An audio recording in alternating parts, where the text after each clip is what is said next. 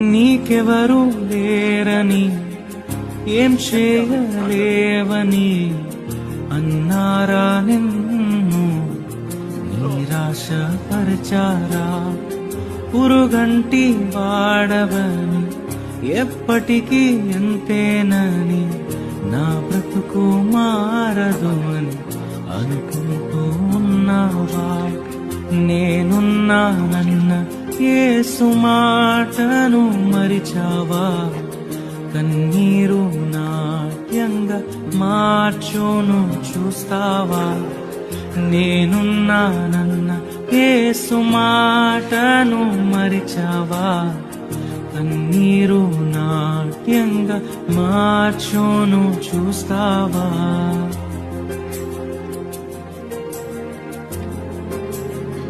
నిన్ను నిజంగా ఎవరు ప్రేమిస్తున్నారో, నువ్వంటే నిజంగా ఎవరికి ఇష్టమో నీ ఖాళీ పరచ టైంలో అర్థం అవుతుంది.